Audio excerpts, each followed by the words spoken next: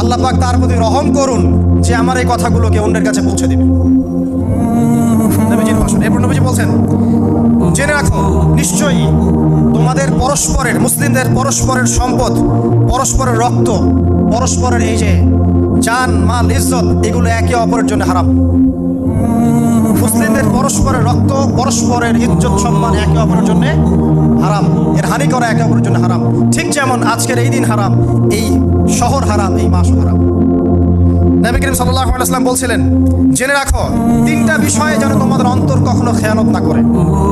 তিনটা বিষয়ে তোমাদের অন্তর যেন কখনো খেয়ানত না করে। এক, তোমরা যে কাজটাই করবা শুধু আল্লাহ পাকের সন্তুষ্টির জন্য করবে। তোমরা যে কাজই করবে শুধু আল্লাহর সন্তুষ্টির জন্য করবে। তোমাদের শাসক বর্গের কল্যাণ কামনা করবে।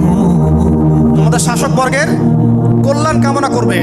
3 নাম্বার, মুসলিমদের জামাতকে আঁকড়ে ধরে রাখবে।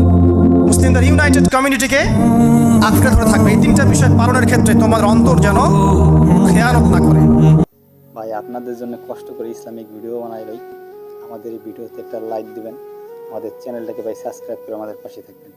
ভিডিও না দেখেন তাতে কোনো দুঃখ নাই ভাই, আমাদের চ্যানেলটাকে একটা সাবস্ক্রাইব করে দেবেন ভাই। এটি আপনার কাছে অনুরোধ ভাই, প্লিজ ভাই আমাদের চ্যানেলটাকে একটা সাবস্ক্রাইব করে দেবেন।